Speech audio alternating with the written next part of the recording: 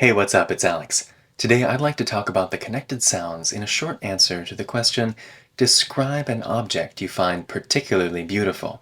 Let's take a look. I love the design of really old cars from the 1930s and 1940s. I love the design. The. So here the word the gets reduced and connected to design. I love the design. I love the design of really old cars. So here, really could be really or really. I or e. Both are fine. Old cars. If I say this quickly, it might be old cars without any D sound at all. But if I speak it a little bit more carefully, there's a very reduced D sound. Old cars, old cars. Quickly though, really old cars, really old cars. From the 1930s and 1940s. 19 starts with an N, so the and loses its D sound and connects the two N sounds together. And 1940s. They had so much style and character. Style and character. Again, we lose the D sound in and. Compared to modern cars. Compared to.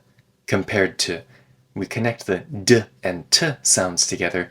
Actually, when I was in high school, actually. So you could say this as actually with 4 syllables, but when you speak it in natural speech, it's actually. Actually, when I was in high school, I always thought when I grew up, the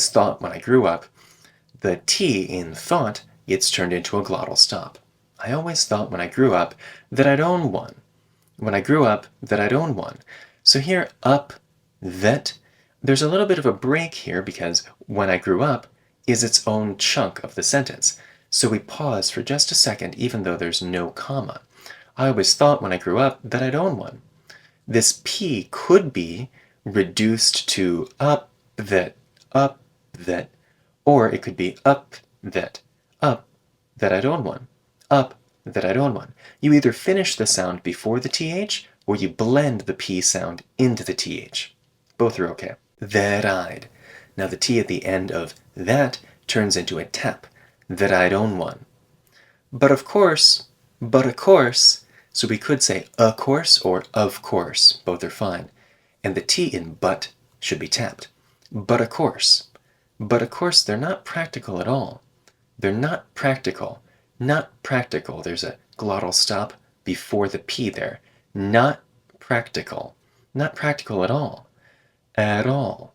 That T in at turns into a tap. The T turns into a glottal stop before a consonant and a tap before a vowel. Not practical at all to drive around these days. So here the D gets removed and the N connects to the TH. Around these days. Sometimes you can find a company. You can. Here the word can gets reduced to can. You can find a company that'll rent you a classic car. That'll rent. So if you speak quickly here, that'll rent, the L in that'll gets kind of reduced and it just turns into that'll rent. I'm not doing a clear L sound. That'll rent turns into that'll rent you. Here, rent you. We could say rent you with a glottal stop, or we could say rent you. The word you or your, those are kind of special words with connected sounds because it turns into ch if there's a D or a T right before those words. That'll rent you. Or you could just choose to say rent you. That'll rent you a classic car. Those two k sounds connect together. For a few hours or a few days. For a few hours or a few days. Here for and or both get reduced to For a few hours or a few days. For a few hours or a few days to drive around. To drive. The word to here, it's an infinitive form of to, and those usually get connected to the verb. To drive around. I'd love to do something like that. Now here, something, if you pronounce it in a normal tone of voice, a normal speed of voice, then it's just something, like normal. But you could say something. I'd love to do something like that. Now that's considered a little bit non-standard, but still very acceptable, and you hear it in speech every day in American English. 整体练习一遍。 I love the design of really old cars from the 1930s and 1940s.